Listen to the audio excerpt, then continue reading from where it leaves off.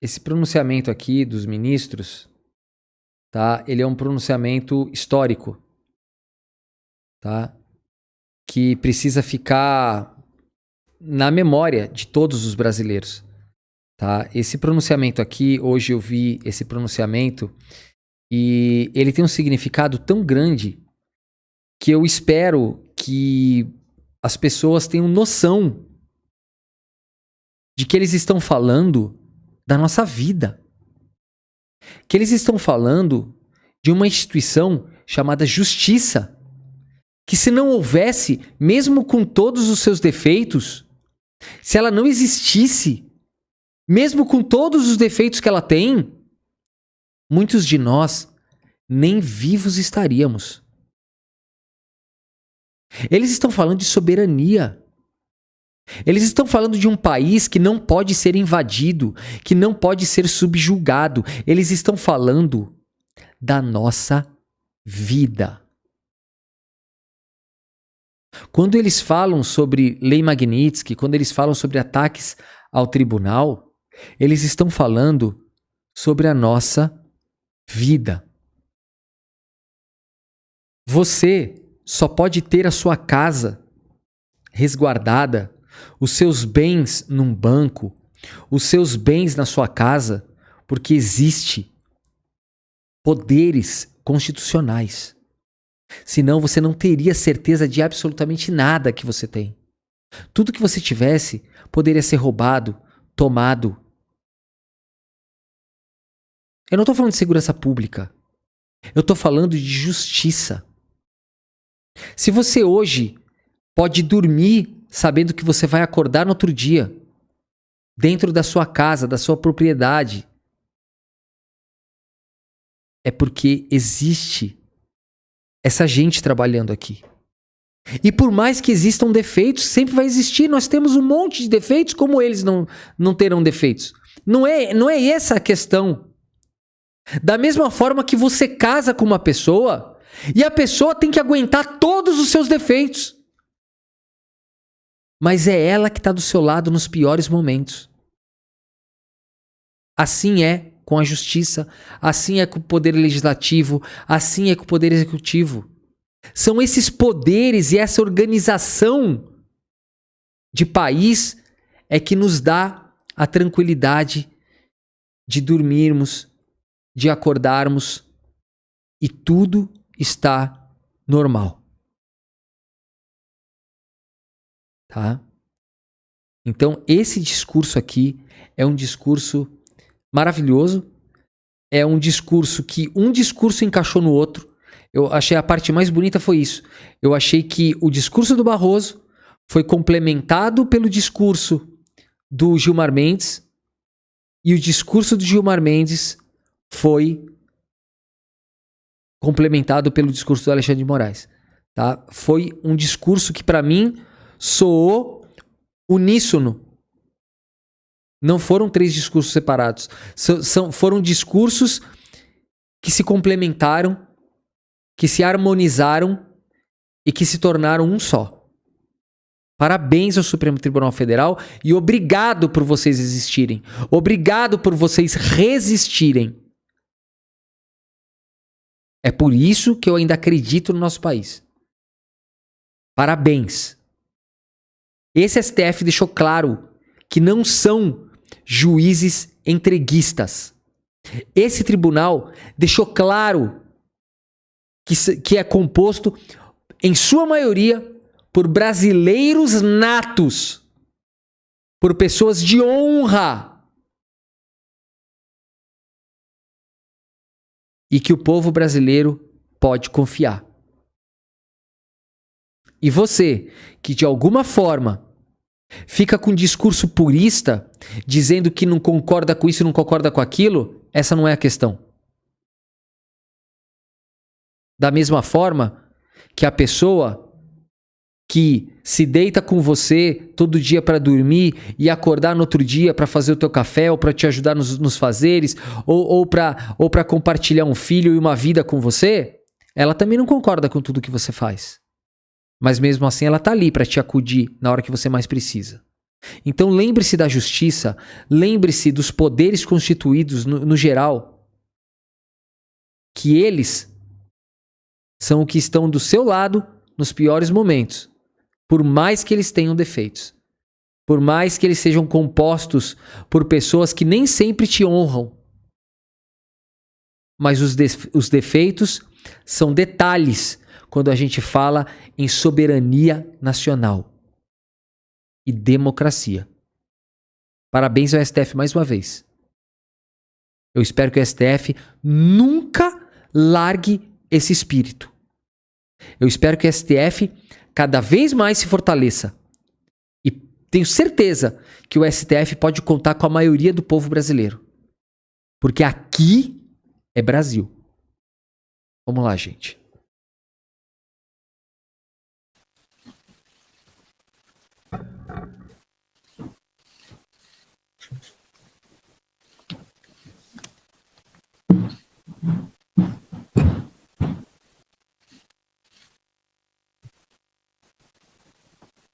Prezados ministros,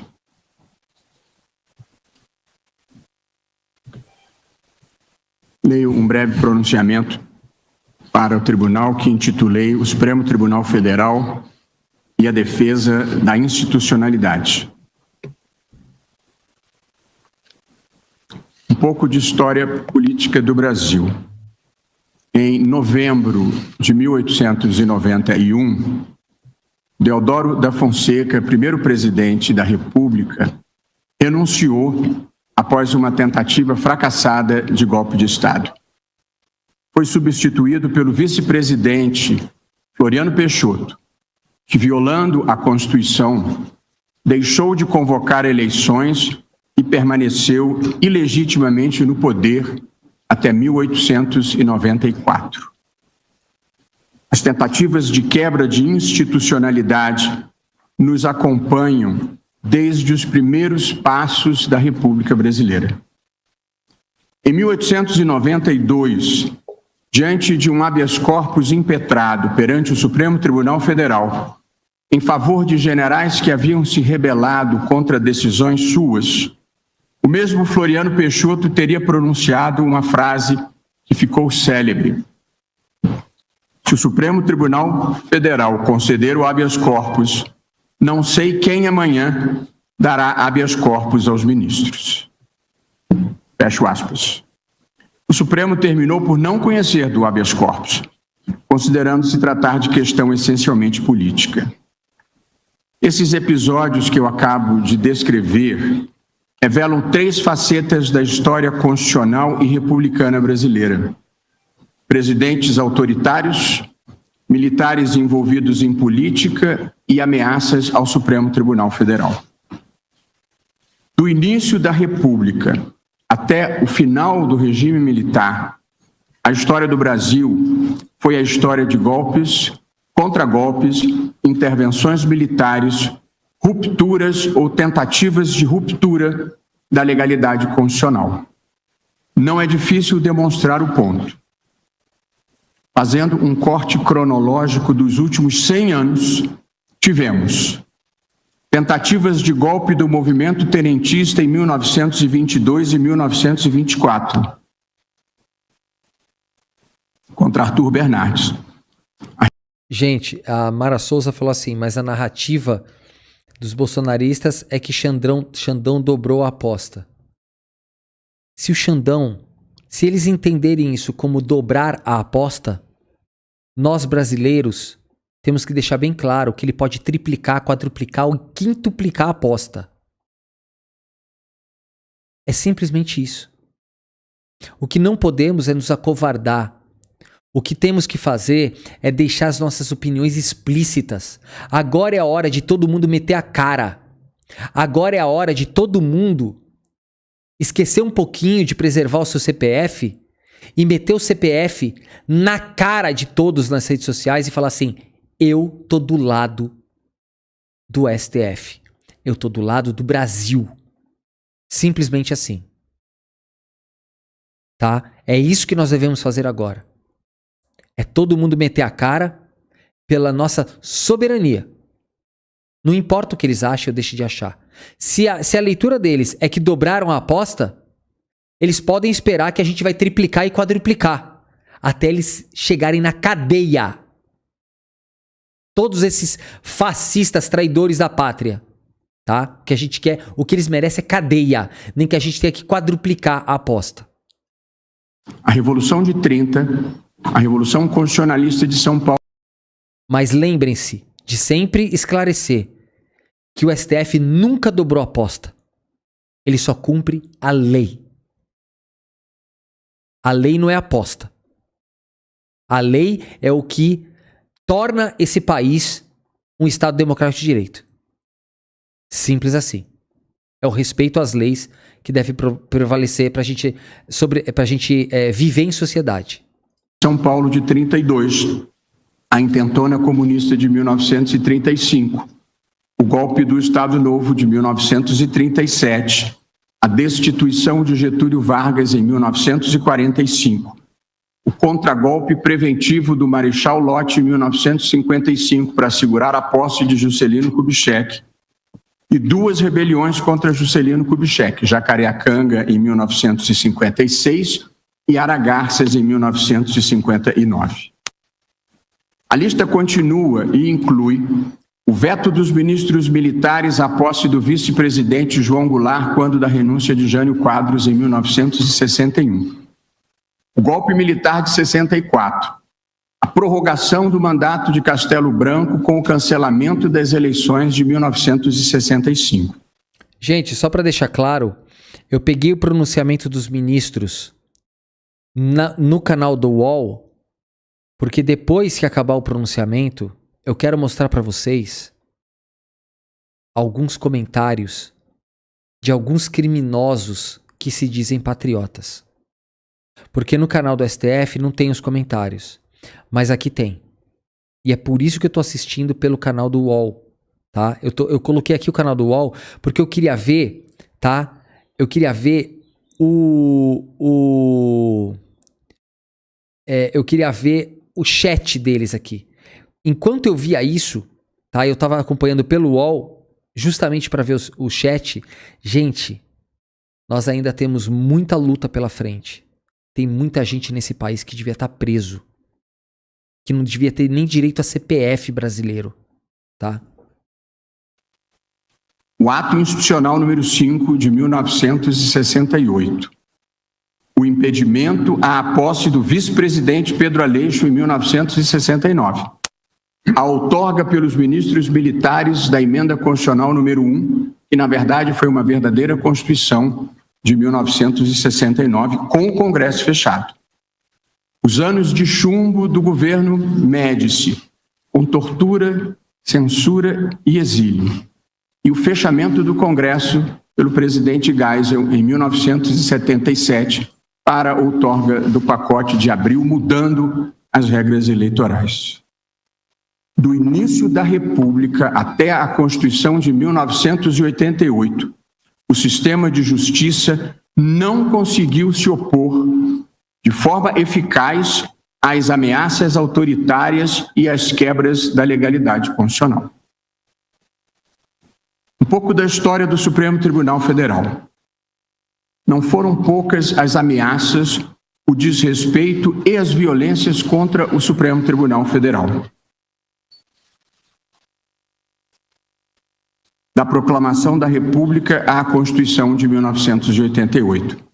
Ainda com Floriano Peixoto, por longo período deixou ele de nomear ministros para o tribunal, levando à falta de quórum para julgamentos. E também, em desconsideração, o próprio Floriano Peixoto nomeou em outro momento para o tribunal um médico e um general, sem nenhuma formação jurídica. Em 1931, Getúlio Vargas reduziu o número de ministros e aposentou compulsoriamente, por decreto, 6 deles, em retaliação aos que haviam condenado os insurrectos dos movimentos de 1922 e 24. Ainda sob Vargas, em 1937, a Constituição do Estado Novo previu que decisões do Supremo que declarassem a inconstitucionalidade de lei podiam ser submetidas ao Congresso e derrubadas. Em janeiro de 1969, o regime militar aposentou compulsoriamente, com base no Ato Institucional número 5 de 68, os ministros Evandro Lins e Silva, Victor Nunes Leal e Hermes Lima. E ainda em 1969, a junta militar, com o Congresso fechado mais uma vez, aumentou o número de ministros do Supremo de 11 para 16, para nomear juízes alinhados com o regime. Como se passam as coisas numa ditadura? Eu e muitos de nós aqui vivemos uma ditadura. Conhecemos pessoas que foram torturadas, conhecemos jornalistas que foram censurados e compositores que tiveram suas músicas proibidas. Conhecemos pessoas que foram para o exílio, professores que foram arbitrariamente afastados dos seus cargos.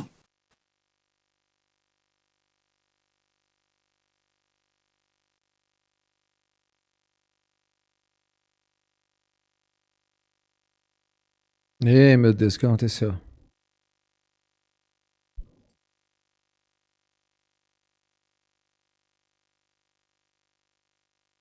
O que houve, YouTube? A internet tá boa aqui. O que houve, YouTube? Muitos de nós ficamos sabendo de fontes seguras de pessoas que desapareceram, ou melhor, foram desaparecidas.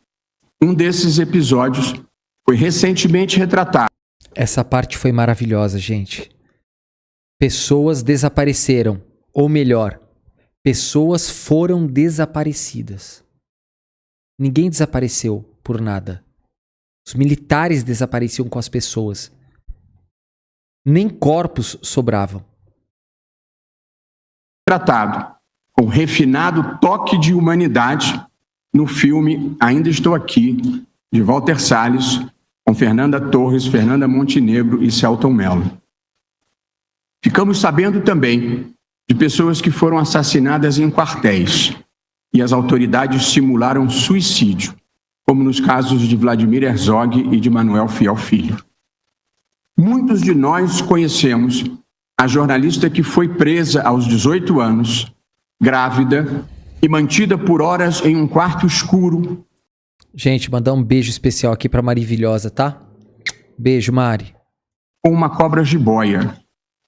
É também de conhecimento público que alguns adversários políticos do regime militar tiveram seus corpos arremessados de helicópteros em alto mar. Todos nós acompanhamos ou estudamos o atentado do Rio Centro em Vicente Schmidt, um abraço, querido. 1981, quando integrantes dos purões da ditadura pretendiam explodir bombas durante um show de música popular brasileira, com a presença de milhares de jovens. E quando, por trapaça da sorte, a bomba que atingiria o público atingiu os próprios terroristas, a investigação levada a efeito foi uma constrangedora falsificação da verdade. Nós vivemos uma ditadura. Ninguém me contou. Eu estava lá.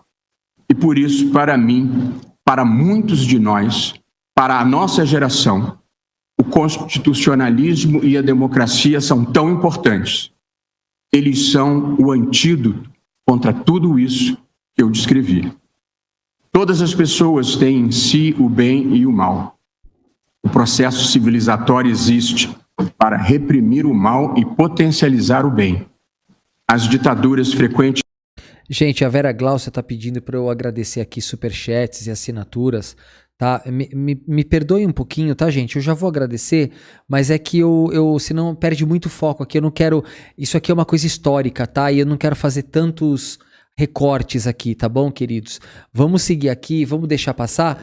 E se você tem depois um superchat para ajudar a live ou quer dar assinaturas, faça isso logo depois que acabar esse pronunciamento, tá bom? Pra gente deixar esse pronunciamento na história aqui. Eu agradeço muito a todos vocês que estão ajudando a manter esse canal de pé. Um beijo. Frequentemente fazem o contrário.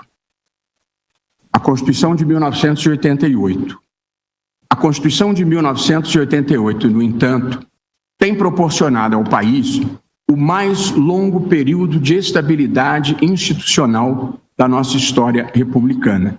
E não foram tempos banais.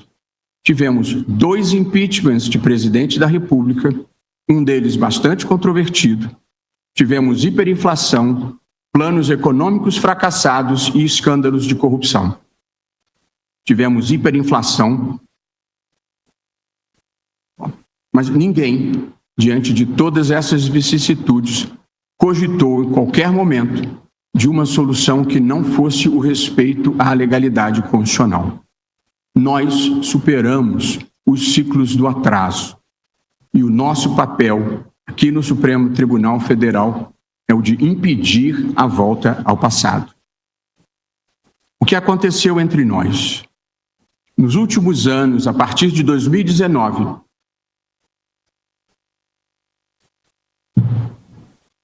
vivemos episódios que incluíram tentativa de atentado terrorista bomba no aeroporto de Brasília, tentativa de invasão da sede da Polícia Federal, tentativa de explosão de bomba no Supremo Tribunal Federal, acusações reiteradamente falsas de fraude eleitoral na eleição presidencial.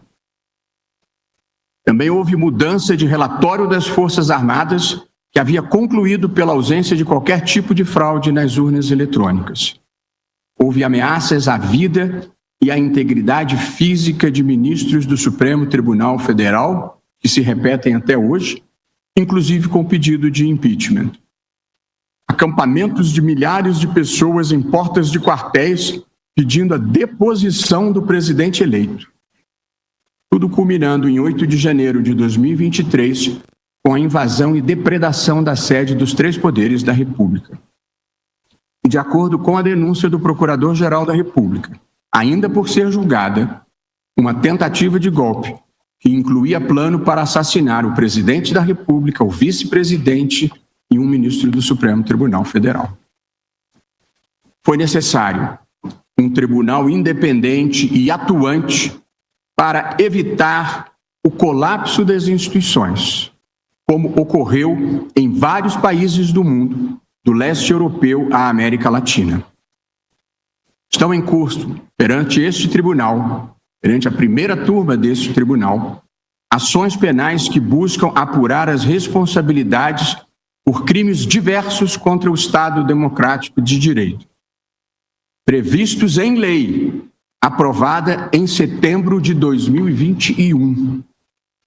A denúncia da Procuradoria-Geral da República foi aceita com base em indícios de crime.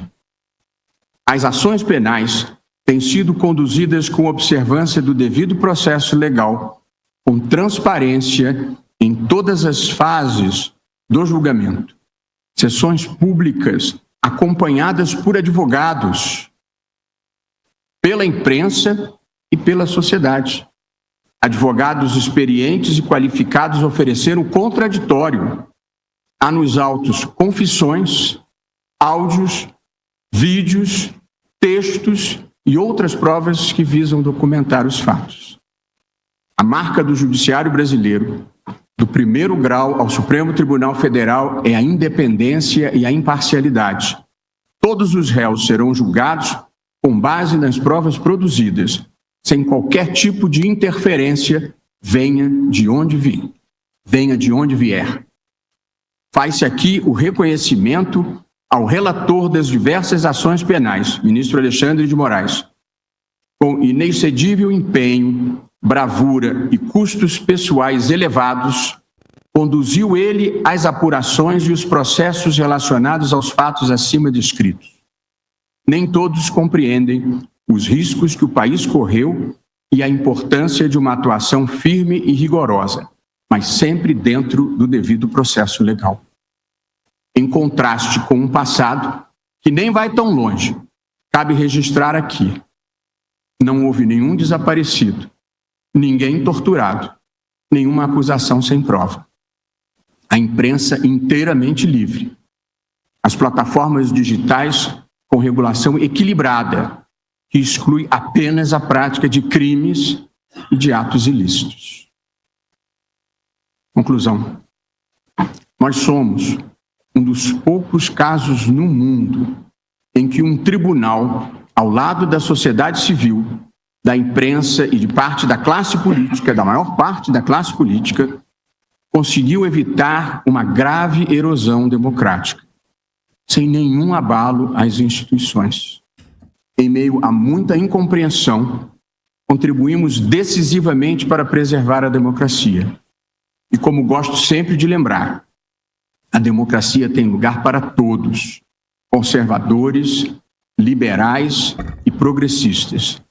Ninguém tem o monopólio da virtude e ninguém tem o monopólio do amor ao Brasil. Quem ganha as eleições, leva. Quem perde, pode tentar ganhar nas eleições seguintes. E quem quer que ganhe, precisa respeitar as regras do jogo e os direitos fundamentais de todos. Isso é que é uma democracia constitucional. Essa é a nossa causa, essa é a nossa fé racional. E como toda fé sinceramente cultivada, não pode ser negociada. Obrigado pela atenção. Maravilhoso. Presidente. Pode dar o ministro Gilmar Mendes. Peço a palavra para também fazer algumas considerações. Excelentíssimo presidente, ministro Luiz Roberto Barroso, excelentíssimos senhores ministros do Supremo Tribunal Federal, excelentíssimo senhor ministro Alexandre de Moraes. É com grande consternação, mas também com a serenidade que a gravidade do momento exige e com a firmeza que a defesa de nossas instituições impõe, que na condição de decano me dirijo a vossas excelências e ao povo brasileiro no dia de hoje. Nos últimos dias temos acompanhado com perplexidade uma escalada de ataques contra membros do Supremo Tribunal Federal e, assim, contra toda a Corte e contra todo o povo brasileiro, de forma agressiva e totalmente inusual. Tais medidas, motivadas por discordâncias de natureza política em relação à atuação jurisdicional do Supremo, demandam uma resposta à altura da dignidade da nossa Corte e da soberania do Estado brasileiro. Nesse sentido, venho manifestar meu mais veemente repúdio aos recentes atos de hostilidade unilateral, que desprezam os mais básicos deveres de civilidade e respeito mútuo que devem balizar as relações entre quaisquer indivíduos e organizações. Mas os fatos recentes se revelam ainda mais graves, porque decorreram de uma ação orquestrada de sabotagem contra o povo brasileiro, por parte de pessoas avessas à democracia, armadas com os mesmos radicalismos, desinformação e servilismo que vem caracterizando sua conduta já há alguns anos. Afinal, não é segredo para ninguém que os ataques à nossa soberania foram estimulados por radicais inconformados com a derrota do seu grupo político nas últimas eleições presidenciais. Entre eles, um deputado que, na linha de frente do entreguismo, fugiu do país para covardemente difundir aleivosias contra o Supremo Tribunal Federal num verdadeiro ato de lesa pátria. O alvo central contra quem as baterias dos radicais têm se voltado é o eminente ministro Alexandre de Moraes, que, como todos sabem, é o responsável pela apuração da tentativa de golpe de Estado para impedir a posse do governo eleito em 2022. Não é de hoje que o ministro Alexandre tem sido alvo de críticas infundadas em torno da condução dessas investigações. Sobre isso, sempre digo e repito: a atuação do Supremo e de seus ministros não está imune a críticas.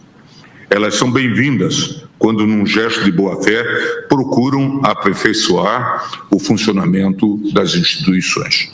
Porém, é imperativo que, em tempos de crises e desafios, possamos distinguir entre as ponderações sérias e construtivas e as opiniões levianas que docilmente aderem às narrativas falaciosas fabricadas pelos diversos gabinetes do ódio espalhados pelo país e difundidas nas redes.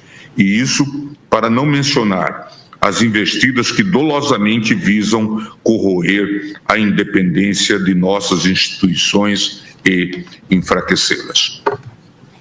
Nesse sentido, as censuras que têm sido dirigidas ao ministro Alexandre, na sua grande maioria, partem de radicais que buscam interditar o funcionamento do judiciário e, com isso, manietar as instituições fundamentais de uma democracia liberal. As acusações partem de dois eixos de insatisfações. De um lado, estão os ataques feitos pela claque de apoiadores das lideranças políticas que são acusadas de uma tentativa de golpe de Estado após as eleições de 2022. À medida que testemunhas ouvidas em juízo confirmam fatos graves, como, por exemplo, a confissão de elaboração de um plano para assassinar juízes e autoridades, os ataques ao Supremo ganham mais intensidade. Tudo fruto de desespero daqueles que se veem às voltas com acusações graves e que, ao serem confrontados com elementos de prova comprometedores e incontestáveis, apelam a cantilenas de perseguição política e de afronta ao devido processo legal. O segundo foco de insatisfações, mais relacionado com interesses de grandes empresas de tecnologia, diz respeito ao processo em que o Supremo decidiu que as plataformas não podem se omitir, assim que sejam notificadas, no combate a crimes graves praticados por usuários nas redes sociais, como pedofilia, terrorismo e instigação ao suicídio. A mera perspectiva de que elas possam vir a ter deveres triviais, diga-se, os mesmos que já são exigidos de todas as empresas que operam no Brasil, despertou lobbies poderosos. Esses agentes reagem agora para tentar, em vão, dobrar o tribunal e o governo brasileiro aos seus caprichos e aos seus interesses econômicos. Cumpre dizê-lo com a serenidade e com o desassombro que esse tipo de investida exige de todos nós, membros desta casa multicentenária. Este Supremo Tribunal Federal não se dobra a intimidações. Nossa, isso é Alguns esclarecimentos, porém, são necessários. Não por qualquer necessidade de prestar contas a quem propaga a... Gente, será que alguém consegue entender o sentimento de um Supremo Tribunal ficar calado num momento desse? Você se sentiria seguro na tua casa com os bolsonaristas falando assim? Aê, ficaram caladinhos, agora quem manda é a gente. Vocês se sentiriam? Você imagina eles tentando um novo golpe, tirando os caras de lá que não falaram nada? E no dia seguinte, os teus vizinhos bolsonaristas invadindo a tua casa, pichando o teu muro, quebrando a sua janela. Sabe por que eles não fazem isso? Porque a Polícia Federal e o STF não se curvaram a essas ameaças. É por conta de discursos desses aí que nós podemos sair na rua e nós podemos dormir sem que o teu vizinho bolsonarista possa tentar te agredir na rua, possa tentar jogar uma pedra no seu carro, quebrar uma vidraça da sua casa. Estão entendendo a importância desse discurso? Paga leivosias ou promove afrontas e ataques contra o tribunal.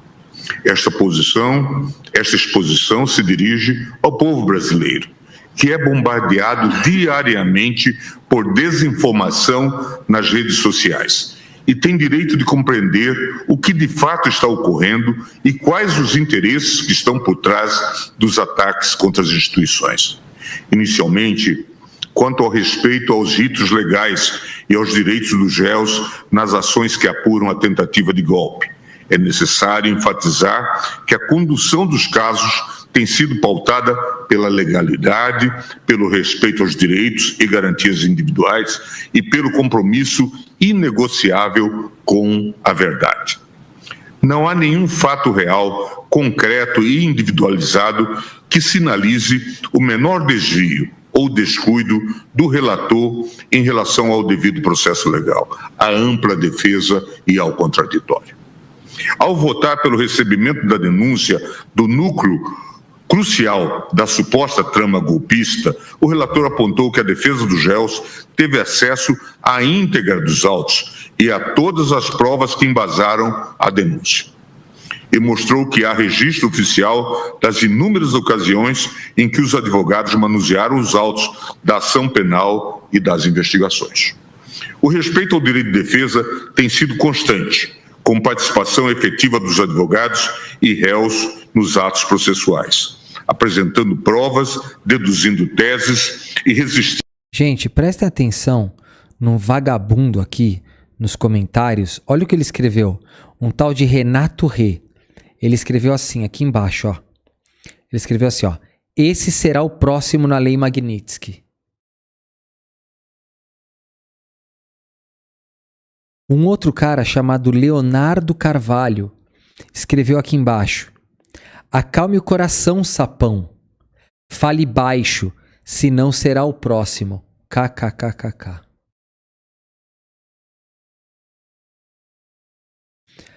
Eu acho que agora é a hora. Eu sei que isso é um trabalho árduo, vai sobrecarregar o Ministério Público, vai sobrecarregar a Polícia Federal, mas todos os que estão incitando crimes e ataques à nossa soberania, mesmo que pelos comentários, deveriam ser identificados e presos. Isso aqui é inaceitável.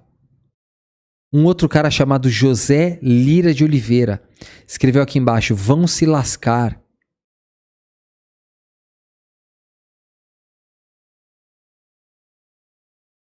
Um outro cara aqui embaixo é o John, escreveu assim, alguém tem um cartãozinho para me emprestar? Assinado Moraes, Xandão.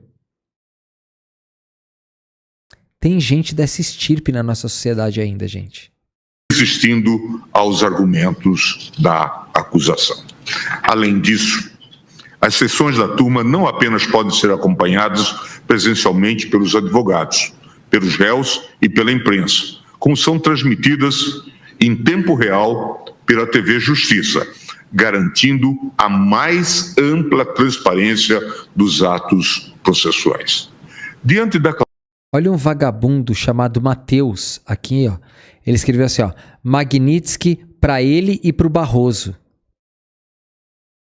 Um outro Fábio falando, bandido maldito. Um outro cara aqui escrito Descartes, ele escreveu assim, quanto está a sentença, Gilmar? Manda um orçamento aí. Tá na hora deles sentirem o peso da lei. Isso aqui é calúnia, difamação. Isso aqui não pode, isso aqui não é liberdade de expressão. Da clareza dos fatos, devem ser fortemente rechaçadas quaisquer insinuações vazias sobre a lisura do rito observado pelo relator. Tais calúnias devem ser compreendidas pelo que verdadeiramente são. Retórica política barata dos acusados e de seus asseclas para desacreditar o tribunal e tentar desviar o foco do debate público dos graves fatos que estão sendo revelados pelas testemunhas e pelas provas apresentadas pela Procuradoria-Geral da República. Não por outra razão, a cada testemunha que afirma ter presenciado uma reunião para discutir meios de interferir na justiça eleitoral e a cada mensagem de aplicativo que mostra os bastidores da trama golpista, os ataques contra o relator voltam a aparecer com mais força. Essa estratégia faz parte de um método que já é bastante conhecido por todos. Afinal, vivemos em tempos em que a verdade é frequentemente distorcida e a desinformação é usada como arma política. Neste cenário, é fundamental defendermos aqueles que, com coragem e retidão, enfrentam essas ameaças, mesmo quando isso implica suportar o peso de críticas injustas e ataques pessoais. Afora os ataques feitos pelos apoiadores do grupo político derrotado na eleição de 2022, há ainda a desinformação fomentada pelas empresas de tecnologia, construída sob o pretexto de defesa da liberdade de expressão. Tal narrativa serve aos interesses privados dos seus acionistas, interessados na preservação de um modelo anódino de regulação das redes.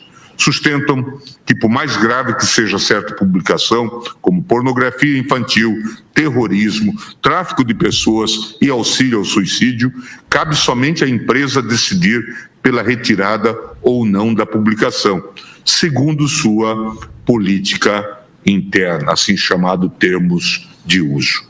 Não é difícil demonstrar que esse sistema, que se baseia em confiança quase absoluta na suficiência dos termos de uso e políticas de privacidade dos provedores de aplicações, oferece proteção deficiente a valores fundamentais da democracia. Afinal, não são poucas as amostras recentes de que os sistemas internos de moderação das empresas falharam nessa missão, ao permitir que fossem amplamente mobilizados nas redes sociais conteúdos ilícitos, como desinformação sobre vacina. Gente, a Leda Heineck tá falando que caiu. Alguém explica para ela? Para mim tá tudo liso aqui, tá? Nada caiu, a rede não caiu, tá tudo perfeito aqui para mim. Tá? A Leda Heineck tá falando que para ela caiu a internet. Eu acho que é só ela que caiu, né? Todo mundo tá me vendo bem, né?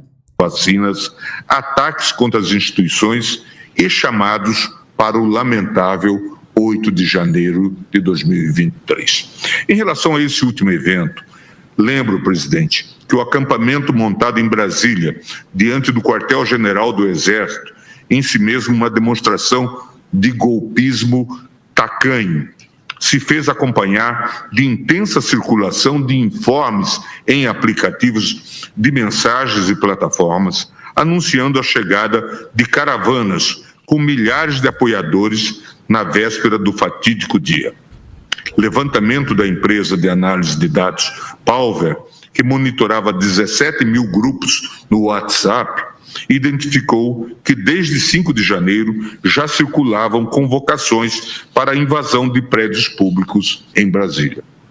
Para dificultar a atuação preventiva das forças policiais, os golpistas convocavam apoiadores do ex-presidente para a tal festa da Selma, código utilizado para se referir furtivamente às invasões. A expressão foi utilizada junto com o hashtag Brazilian Spring, Primavera Brasileira, e circulou amplamente em redes sociais como o X, antigo Twitter. Entre os perfis que convocaram para a tentativa de golpe estavam até mesmo contas com o selo Twitter Blue, serviço pago que sinaliza aos usuários que aquela conta teve a identidade verificada pela plataforma. O quadro é ainda mais alarmante, porque boa parte das manifestações de golpismo que circulou nas redes foi impulsionada pelas plataformas. Existem evidências empíricas de canais e perfis monetizados e anúncios patrocinados que fomentaram, coordenaram ou apoiaram os atos de insurreição.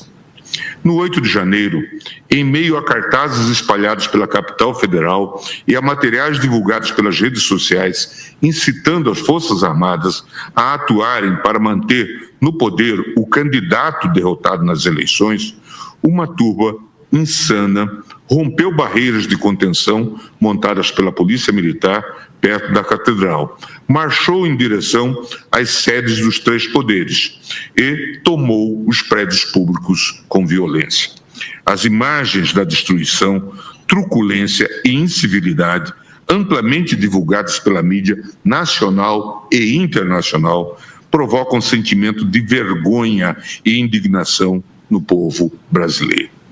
Dada a gravidade da situação, o tribunal cumpriu seu dever e enfrentou esse tema com serenidade, alcançando uma posição de equilíbrio que concilia a liberdade de expressão na internet com a tutela adequada de outros valores estruturantes da democracia, como o pluralismo político e a tolerância mútua.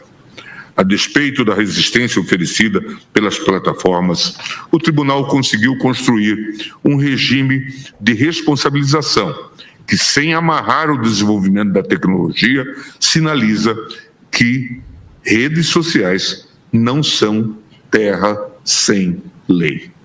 É relevante vaticinar, mesmo na atual conjuntura histórica de nosso país, como já o fazia nosso sempre decano, ministro Celso de Mello, que esta Corte Suprema, atenta à sua alta responsabilidade institucional, não transigirá nem renunciará ao desempenho isento e impessoal da jurisdição, fazendo sempre prevalecer os valores fundantes da ordem democrática e prestando incondicional reverência ao primado da Constituição, ao império das leis e à superioridade ético-jurídica das ideias que informam e animam o espírito da República, pois continua Sua Excelência.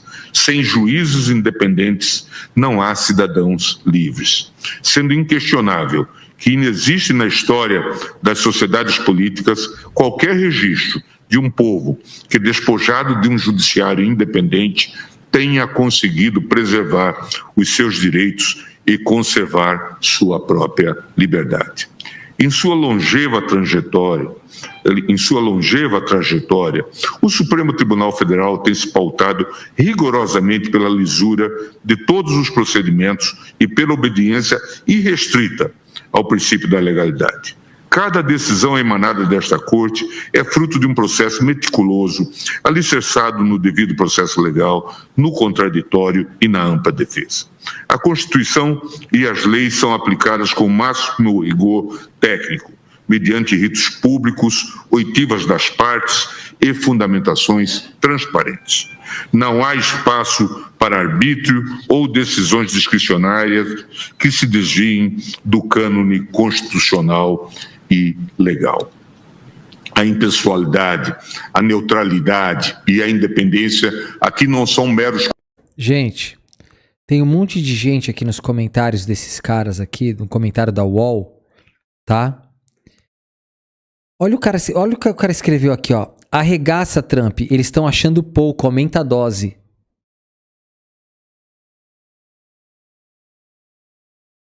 Olha isso.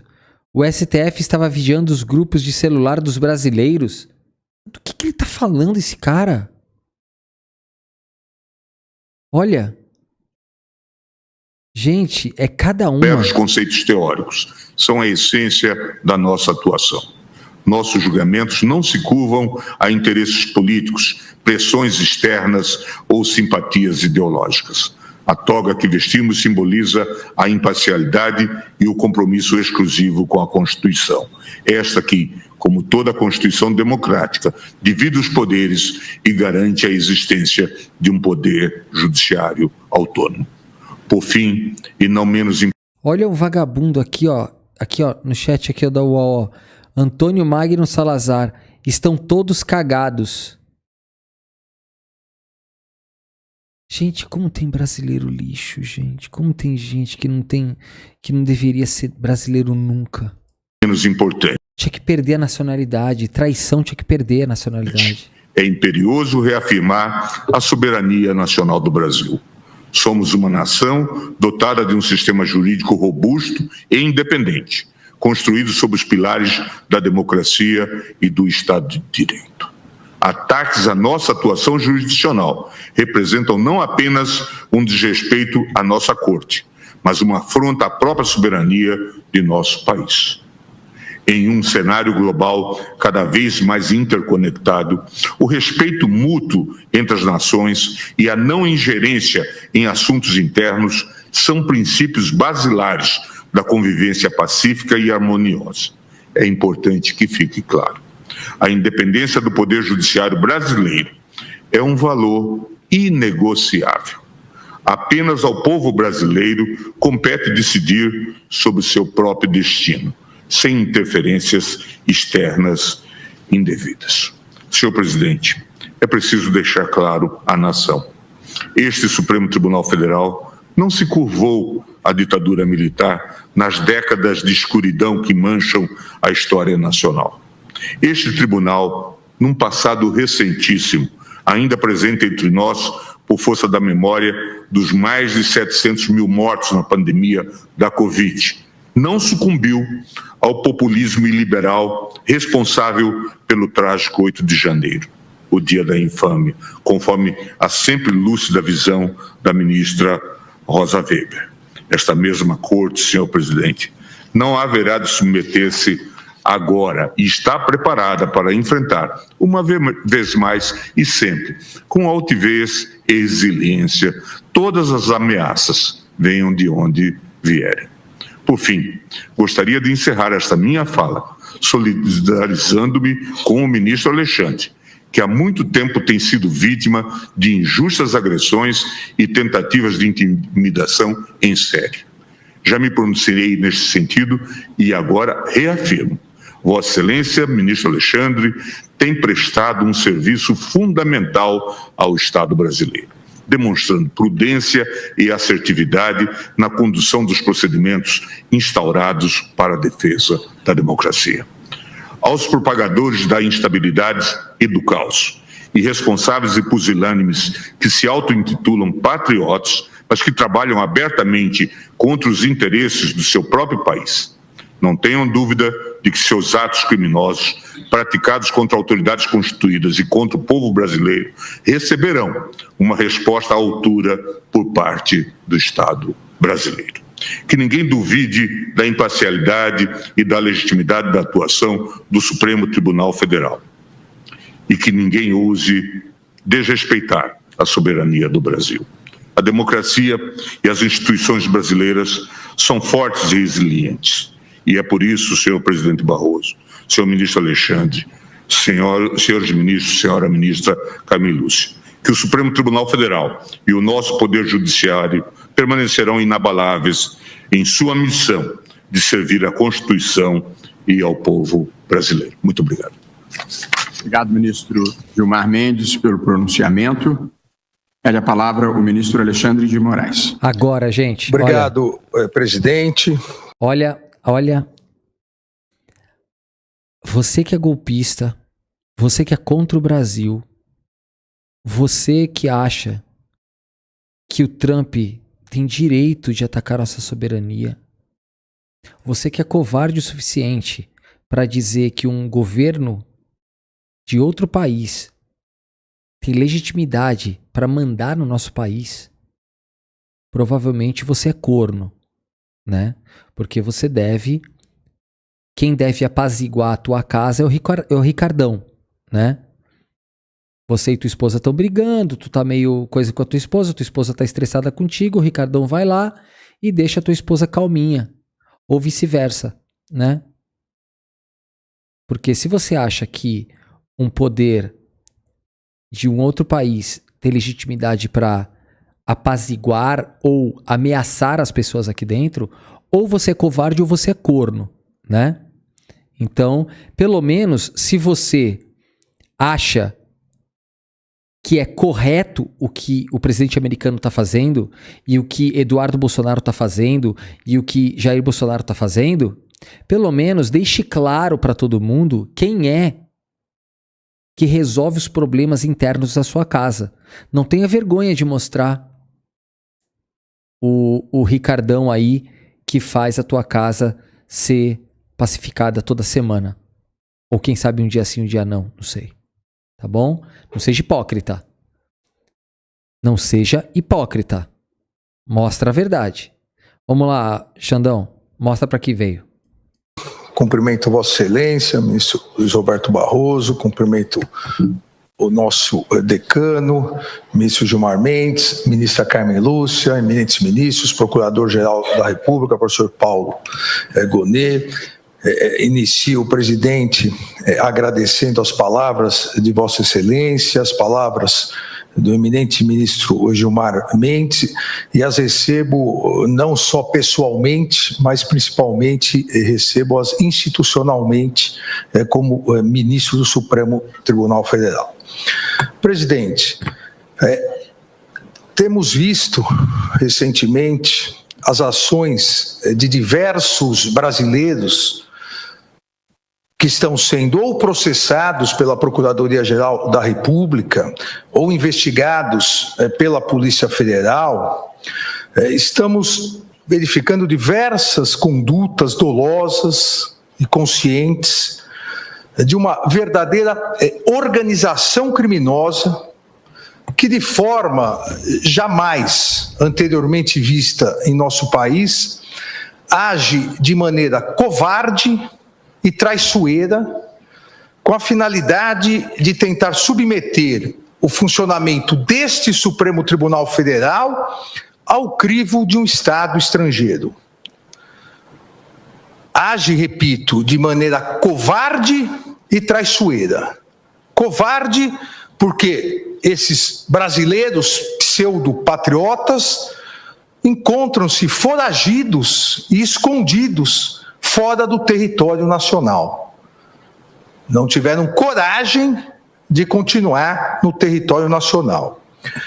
E traiçoeira essas condutas porque atuam por meio de atos hostis, mentirosos, derivados de negociações espúrias e criminosas, com a patente finalidade de obstrução à justiça e a clara, flagrante finalidade de coagir essa corte no julgamento da ação penal 2668, ação penal do núcleo crucial da tentativa de golpe de Estado do dia 8 de janeiro. Gerando, presidente, ministra, ministros, gerando com essa maneira covarde e traiçoeira de atuar, gerando reflexos nocivos à economia e à sociedade brasileira. Como disse o ministro Gilmar Mendes, é uma verdadeira traição à pátria, uma traição covarde e traiçoeira. Há fartas provas nas investigações comprovando essas condutas ilícitas. Não só induzimento, instigação e auxílio na tentativa de submeter o funcionamento do Supremo Tribunal Federal ao crivo de um outro Estado, ao Estado estrangeiro, com clara afronta à soberania nacional, mas também fartas provas demonstrando auxílio na negociação espúria, vil, traiçoeira com autoridades estrangeiras para que se pratique atos hostis à economia do Brasil.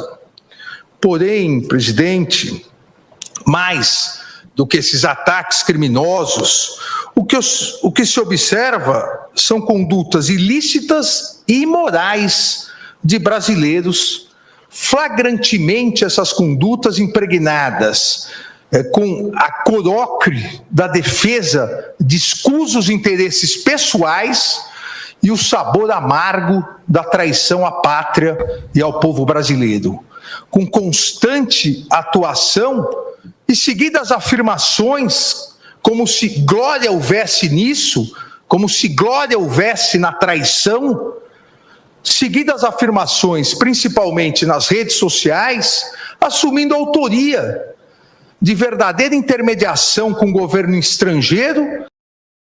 Olha, gente, tem uma mensagem aqui da Melânia, ela escreveu assim: infâmia mesmo foi ter uma gama de professores alienados, desqualificados para discutir e esclarecer aos tempos tenebrosos da ditadura. Olha, isso aí é uma coisa muito importante que a Melânia está falando, tá? Porque mesmo a minha ignorância em certas épocas, quanto às ignorâncias de outras pessoas que foram enganadas por discursos fáceis diante de problemas tão complexos, eu vou falar para vocês, tá? Isso aí teve muita culpa do próprio campo progressista, que nunca soube se expressar e sempre se colocou numa nata intocável de pensadores elitizados que não tinham conexão com o povo.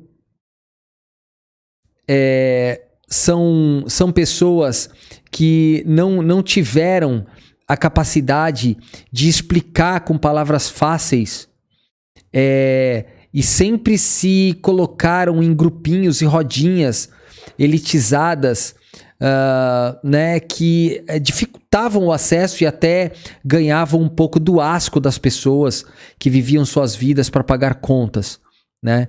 Então teve um pouco disso também, e também teve o lance de professores também não conseguirem passar tudo isso, não se engajaram para fazer. Então tem uma série de coisas, tá, que não aconteceram, que deixaram com que as pessoas ficassem disponíveis para os discursos da extrema-direita e de pessoas que não aceitavam ou nem sequer entendiam, às vezes, o que é democracia. Tá? Então, tem muito a ver esse comentário da Melânia. Para a imposição de medidas econômicas contra o próprio país, que resultaram em taxação de 50% dos produtos brasileiros importados pelos Estados Unidos da América, tendo como consequência, assim que se iniciarem, na verdade, a consequência já se iniciou, um grandioso prejuízo aos nossos empresários e a possibilidade de perda de milhares e milhares de empregos de brasileiros e brasileiras. A insistência dessa organização criminosa na implementação de medidas nocivas ao Brasil, com a implementação e o incentivo à implementação dessas tarifas e agressões espúrias, agressões internacionalmente consideradas espúrias e ilegais contra autoridades públicas brasileiras, tem por finalidade a criação de uma grave crise econômica no Brasil, e que, para desgosto desses brasileiros traidores, não ocorrerá, mas a ideia de gerar uma grave crise econômica no Brasil, para que com isso haja uma pressão política e social contra os poderes judiciário e legislativo, Deixa eu ver quem perguntou aqui. Teve uma pessoa que perguntou aqui. Os comentários que você está vendo aqui no chat da UOL são mais comentários pró-STF ou contra o STF? Com certeza, mais comentários contra o STF. Não porque existem pessoas mais contra o STF. Não é por questão de quantidade. É porque as pessoas mais engajadas e histéricas são os bolsonaristas. As pessoas que concordam com o STF não vão ficar ali falando o que acham. Quem está mais falando ali são os bolsonaristas histéricos, malucos, os mesmos que têm o ímpeto de invadir prédios dos poderes.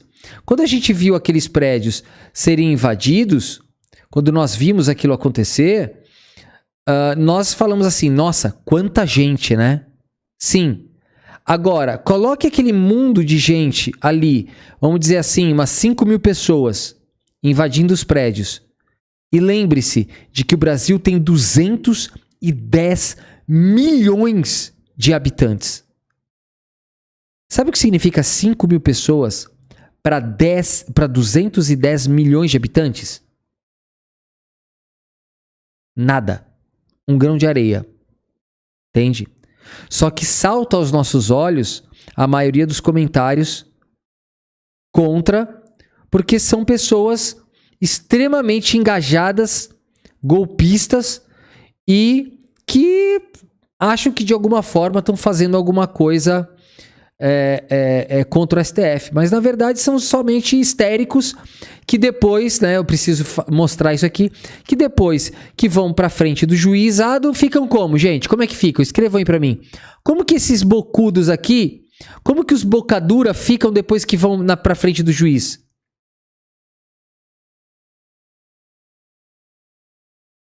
Fica tudo boquinha mole. Fica tudo boquinha mole, assim. Não fiz nada. Não fiz nada, seu juiz. Não foi isso. Não é isso que eu queria falar. Entendeu errado. São os merda, né? Os bosta. Com consequente interferência no andamento das ações penais em andamento que já se encontram em fase de alegações finais. O modus operandi é o mesmo. O modus operandi golpista é o mesmo. Antes, acampamentos na frente dos quartéis, invasão na Praça dos Três Poderes, para que com isso houvesse, como mais de 500 réus confessaram, houvesse a convocação de GLO e as Forças Armadas, gerando uma comoção nacional, e aí houvesse a possibilidade do golpe. Repito, modus operandi o mesmo. Incentivo a taxações ao Brasil, incentivo à crise econômica que gera crise social, que por sua vez gera crise política, para que novamente haja uma instabilidade social e a possibilidade de um novo ataque golpista. E essa geração de pressão política e social contra os poderes judiciário e legislativo tem claramente a finalidade ilícita de favorecer interesses pessoais. E digo, coação contra o poder legislativo também. Pasmem que um dos brasileiros investigado e foragido recentemente, nessa semana, dirigiu ameaças diretas aos presidentes da Câmara dos Deputados, deputado Hugo Mota, e do Senado Federal, o senador Davi Alcolumbre. Ameaças diretas. Ou vocês votam anistia, ou as tarifas vão continuar. Ou vocês votam anistia, ou vocês também terão aplicada a lei da morte financeira. Ameaças aos presidentes das casas congressuais brasileiras sem o menor respeito institucional, sem o menor pudor, sem a menor vergonha, na explícita chantagem para tentar obter uma inconstitucional anistia, ou em relação ao presidente do Senado Federal, o senador Davi Alcolumbre, obter o início de procedimento de impeachment contra ministros desta Suprema Corte, sem existência de qualquer indício de crime de responsabilidade, mas sim por discordarem da legítima atuação deste Supremo Tribunal Federal no exercício de sua competência jurisdicional, concedida diretamente pela Constituição Federal, em uma tentativa patética de tentar afastar seus ministros do cumprimento de sua missão institucional e favorecer réus em ações penais. Ameaça essa aos presidentes das casas, que já foi repudiada por ambos os presidentes anteontem, com as notas da presidência da Câmara e do Senado Federal. Mas também, e principalmente, coação contra o Poder Judiciário, em especial contra o Supremo Tribunal Federal, com a única e exclusiva finalidade de obter um súbito, inexistente, inconstitucional arquivamento imediato de ações penais que foram devidamente propostas pela Procuradoria-Geral da República, pelo Procurador-Geral da República, que aqui se encontra, titular constitucional e privativo dessa iniciativa, em virtude da tentativa de golpe de Estado do dia 8 de janeiro de 2023, eu afirmo, tentativa de golpe de Estado, porque esse Supremo Tribunal Federal já condenou mais de 700 pessoas por golpe, tentativa de golpe de Estado. Então, Há ainda ações penais em andamento, propostas devidamente pelo Procurador-Geral da República, que tem total autonomia e independência constitucional, derivadas de investigações da Polícia Federal e cujos atos processuais vêm sendo realizados dentro do devido processo legal, rigorosamente observado pelo Supremo Tribunal Federal, com a participação, fiscalização e acompanhamento, tanto do... Olha, gente, uma das perguntas que mais me fazem é justamente a pergunta do Jefferson Batista. Ele falou assim: Victor, o Moraes não corre nenhum risco de sofrer impeachment, né? Querido, em temperatura normal, né? Temperatura e pressão, em condições normais, não há motivo técnico para ele sofrer impeachment. Primeiro, o primeiro argumento de todos: as decisões do ministro Alexandre de Moraes são decisões colegiadas. Ele faz parte de um colegiado, ele não é um juiz de primeira instância. A decisão dele não pode ser revertida porque ele não decide sozinho. A decisão é do STF, não é dele. E o motivo, e os motivos que colocam o ministro do Supremo para impeachment são motivos de crime de responsabilidade, tá? Um dos motivos para impeachment de ministro pode ser, por exemplo, se o ministro trabalha pouco, se ele é pouco produtivo, se ele não é um cara que está conseguindo acompanhar o ritmo do STF. Isso está longe do ministro Alexandre de Moraes, né? Ele é um dos que mais trabalha. Ele é um recordista de sentenças e relatorias e tudo mais. Outra coisa, não existe nenhum tipo de ilegalidade que possa colocar o cargo do Alexandre de Moraes vago. Não tem como. Então, o que poderia acontecer, naturalmente, é um Senado lotado de fascistas que poderiam protocolar e pautar o impeachment. Para pautar esse impeachment, teria que haver uma votação, uma aprovação pela maioria e, principalmente, antes de tudo, a pauta pelo presidente da Câmara. O que eu acho praticamente inviável, porque isso vai passar também pela assessoria jurídica do Senado Federal. A assessoria jurídica do Senado Federal com certeza vai dar um parecer contrário. O próprio STF vai dar um parecer contrário.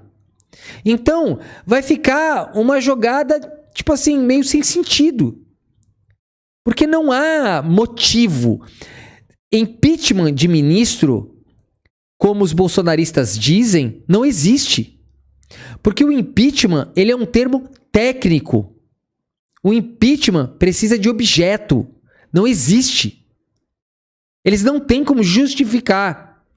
Porque se eles justificarem qualquer decisão do Alexandre de Moraes como ilegal, eles estão impeachmentando os 11.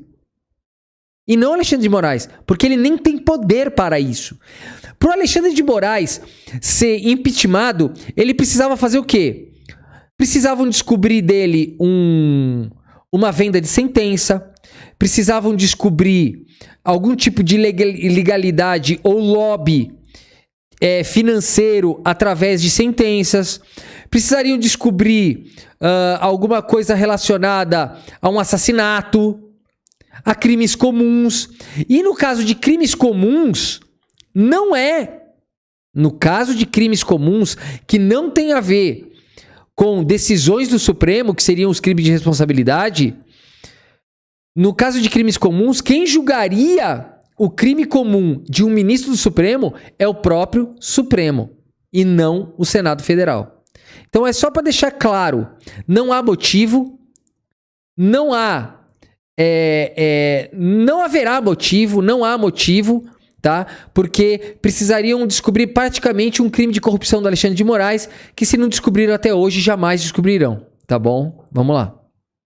Do Procurador-Geral da República, como por 96 advogados.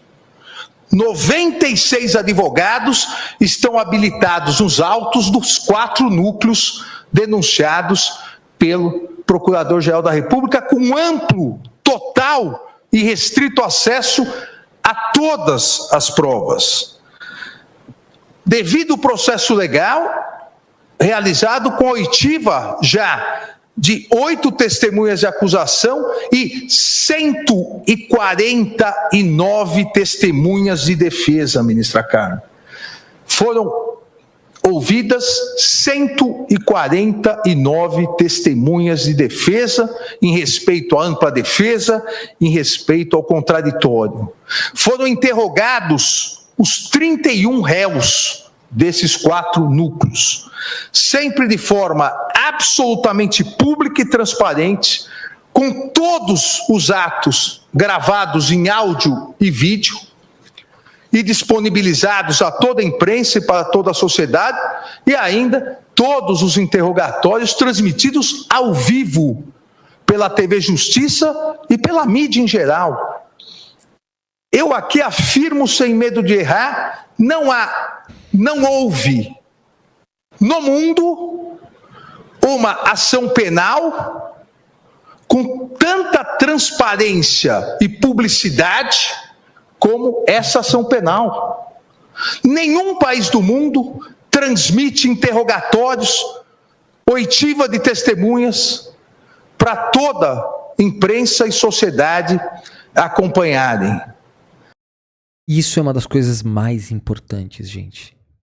As decisões judiciais no Brasil, sem dúvida nenhuma, as decisões judiciais, os atos processuais, a própria justiça brasileira é a justiça mais transparente do mundo.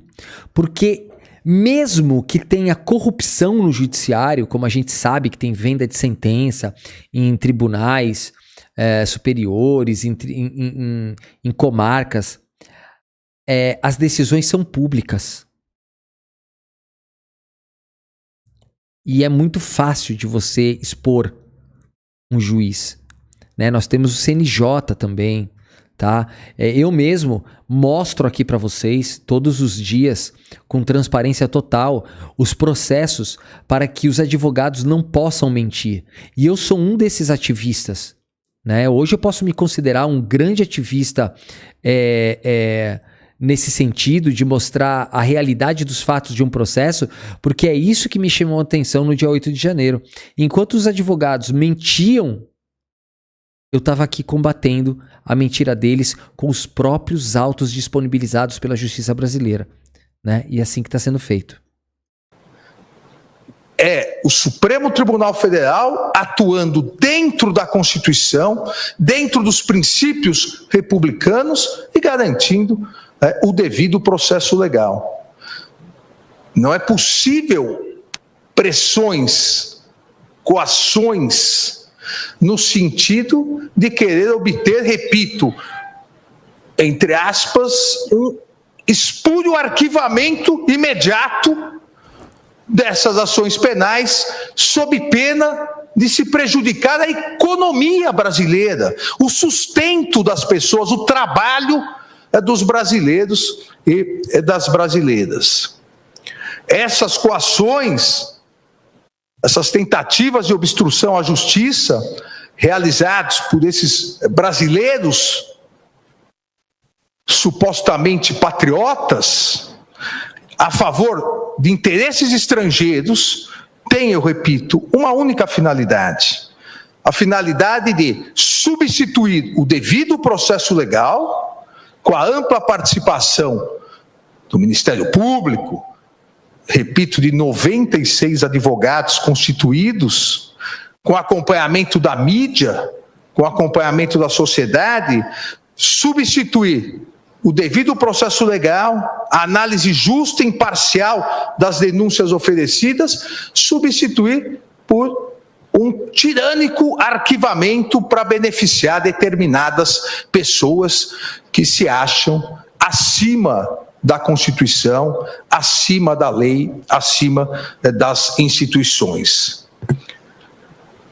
Esses réus investigados brasileiros que estão induzindo, instigando e auxiliando a prática dessas condutas nefastas contra a sociedade brasileira, criminosas contra as autoridades públicas, não estão só ameaçando, coagindo autoridades públicas, ministros do Supremo Tribunal Federal, mas também, e fazem isso diariamente nas redes sociais, ameaçando as famílias dos ministros do Supremo Tribunal Federal, do Procurador-Geral da República, em uma atitude costumeiramente afeta a milicianos do submundo do crime, que atacam as autoridades e atacam os familiares das autoridades.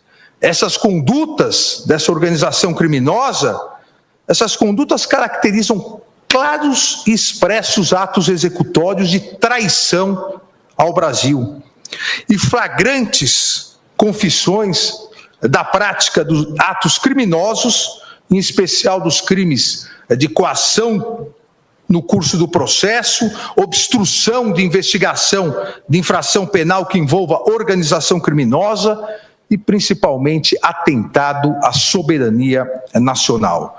Pois continuam dia após dia, ao verificarem que esta corte, e, presidente, faço questão de dizer, não só esta corte,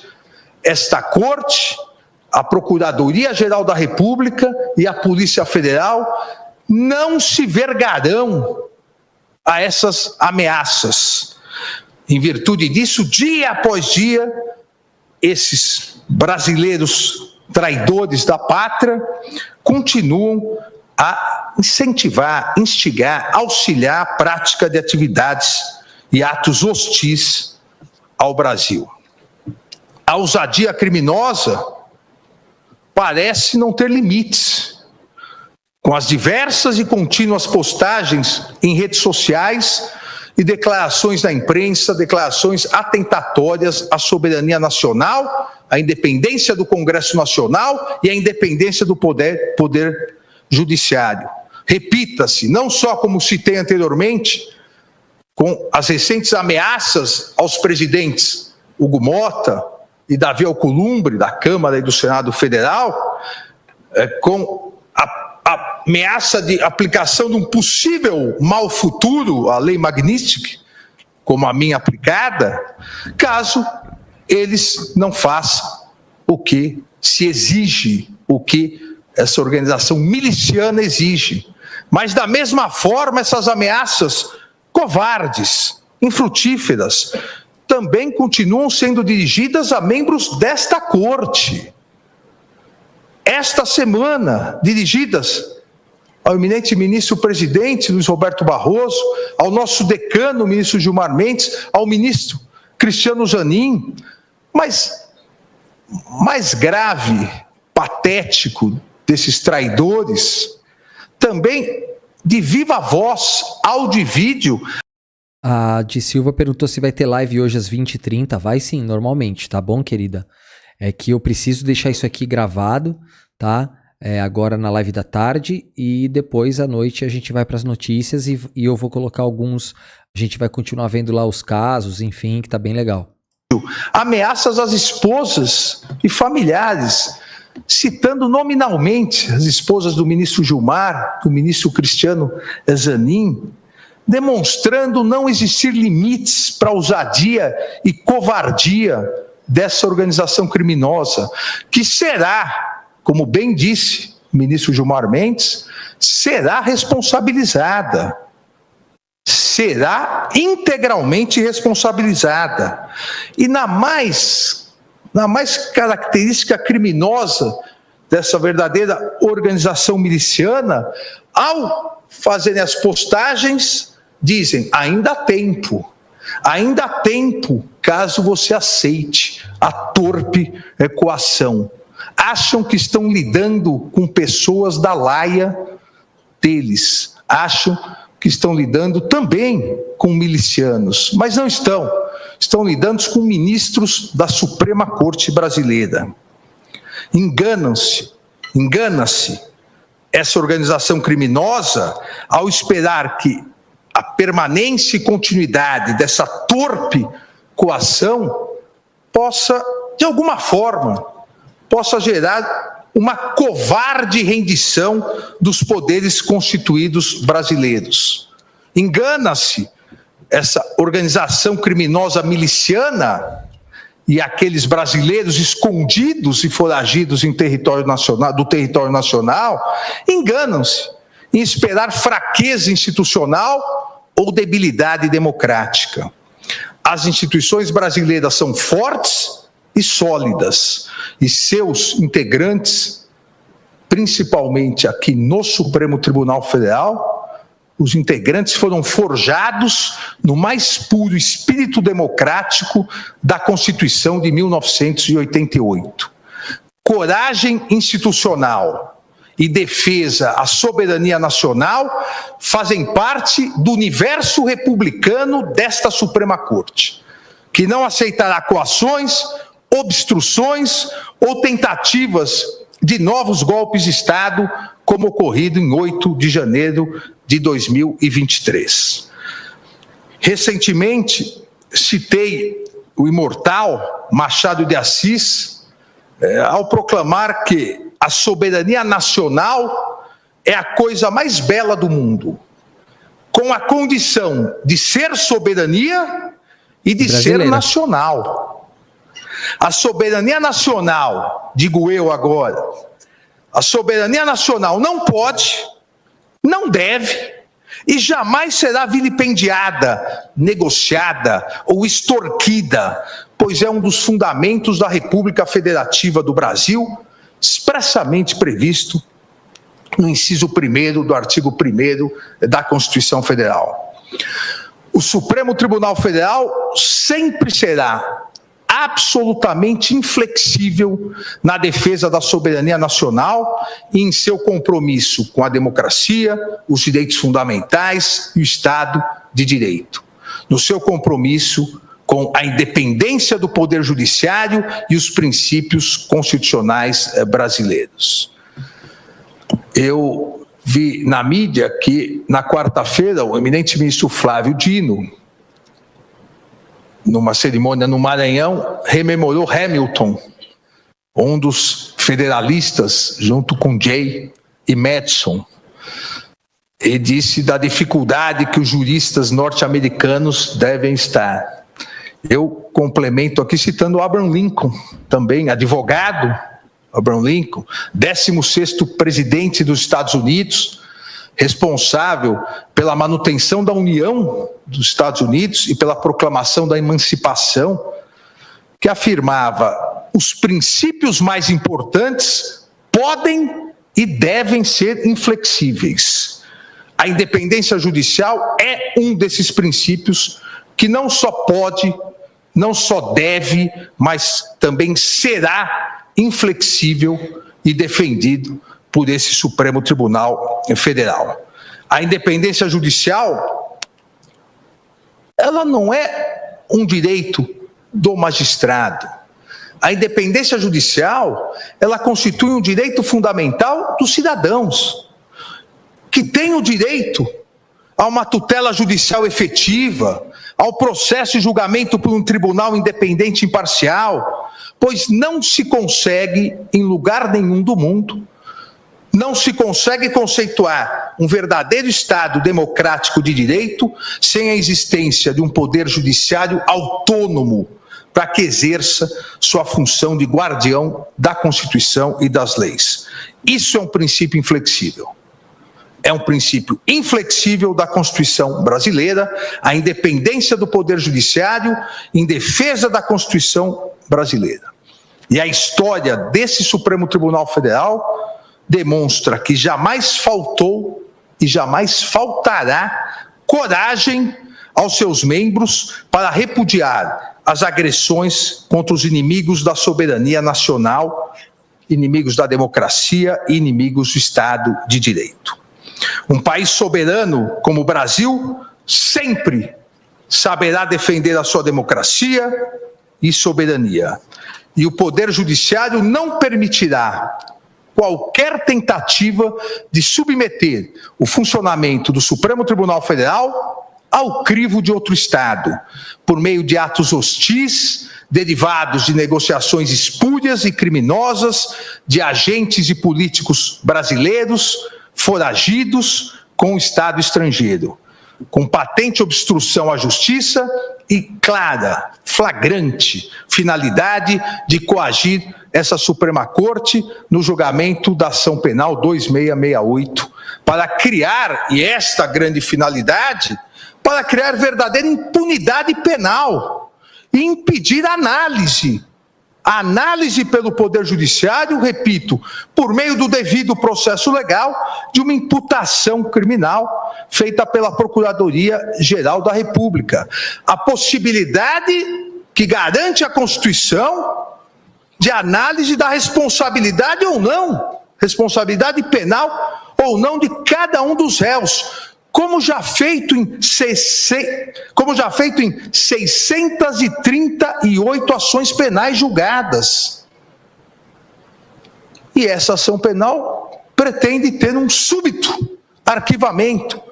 Repito, como já o fizemos em 638 ações penais, julgadas sempre colegiadamente, 370 ações penais julgadas pelo plenário, 268 ações penais julgadas pela primeira turma, onde ainda estão em andamento 204 ações penais. Além, como já disse, dos 551 acordos de não persecução penal celebrados entre a Procuradoria-Geral da República e os réus que reconheceram sua responsabilidade penal. As ações prosseguirão. O rito processual do Supremo Tribunal Federal não se adiantará, não se atrasará. O rito processual do Supremo Tribunal Federal irá ignorar as sanções praticadas. Esse relator vai ignorar as sanções que foram aplicadas e continuar trabalhando como vem fazendo, tanto no plenário quanto na primeira turma, sempre de forma colegiada, diferentemente das mentiras, das inverdades, da desinformação, e bem citou o ministro, nosso decano, o ministro Gilmar Mendes, a desinformação das redes sociais. O devido processo legal no Supremo Tribunal Federal é sempre realizado pelo colegiado. E trago um dado aqui que talvez nenhum outro conjunto de ações penais no mundo tenha esse número, ministra Carmen. Durante as investigações e as ações penais relacionadas à tentativa do golpe de Estado de 8 de janeiro de 2023, investigações e ações penais, foram interpostos contra decisões minhas monocráticas 700 e... Gente, prestem atenção, essa é uma das partes mais importantes, que quebra qualquer argumento de qualquer bolsonarista, de qualquer fascista, de qualquer vagabundo que quiser atacar o ministro. Essa é a parte mais importante. Ele está falando que ele tomou quase mil decisões, prestem atenção. E 7 recursos. Tá? E tiveram quase 1000 recursos, olha lá. 707 recursos. Todos, absolutamente todos, foram improvidos e os colegiados mantiveram as decisões proferidas. Foram julgados desses 707 recursos, 413 no plenário e 294 pela primeira turma, a demonstrar que o devido processo legal nas ações penais nesse Supremo Tribunal Federal é o resultado do colegiado, é o resultado. É o que eu sempre falei, gente. Lembra quantas vezes eu argumentei isso? Que não existe nada que possa atacar de forma individual o ministro Alexandre de Moraes. Todas as decisões dele são colegiadas. Ou o que significa isso, para quem não entende essa parte? Colegiado quer dizer o colégio, quer dizer ali o grupo de juízes, tá? Então, pelo amor de Deus, ele não tem poder decisório monocrático. As decisões dele sempre podem ser julgadas pelo pleno ou pela turma. Então, assim, é bizarro, tá? É bizarro. O resultado da vontade do colegiado, seja do plenário, quando sua competência for, seja das turmas, quando a competência lá estiver estabelecida. 707 recursos interpostos.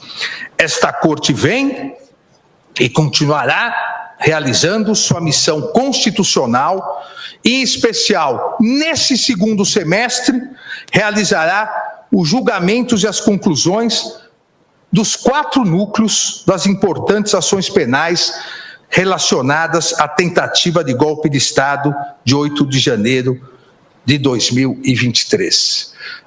Os 4 núcleos tiveram encerradas as suas instruções, ouvidas suas testemunhas, um deles já quase em fase final de alegações finais, os outros iniciarão a fase das alegações finais e ainda esse semestre, obviamente, pedindo pauta ao eminente presidente da turma, ministro Cristiano Zanin, nós julgaremos todos os responsáveis, absolvendo aqueles onde não houver prova de responsabilidade, condenando aqueles onde houver prova, mas julgando, exercendo a nossa função jurisdicional e não nos acovardando em virtude de ameaças, seja daqui ou de qualquer outro lugar.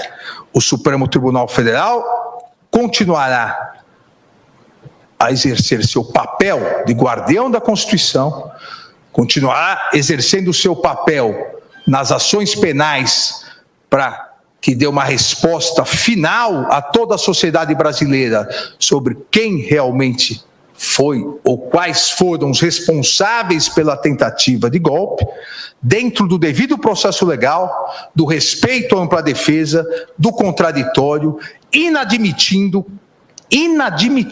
qualquer ingerência interna ou externa na independência do Poder Judiciário, com serenidade, competência e coragem. Obrigado, presidente. Obrigado, ministro. Não tem nem palavras, né, gente? De Moraes. Veremos a... Gente, esse discurso foi necessário. Esse discurso vai ficar para a história. E esse discurso agora deve estar sendo o motivo de choro de muito vagabundo que vai ter que responder processo. Se vocês estavam achando que iam sair ilesos disso aí, aguardem.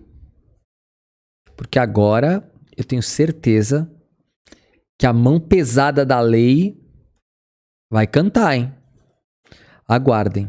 Queridos, eu fiz essa live aqui para deixar registrado o meu apoio, como eu disse no começo dessa live, o meu apoio e para tentar demonstrar para vocês a nossa sorte de termos um STF que não é entreguista. Nós temos também uma Procuradoria-Geral que dá apoio ao STF, mais a instituição, né, STF, e também nós temos um governo legitimamente eleito que não está se acovardando e não está entregando a nossa dignidade para uma nação estrangeira.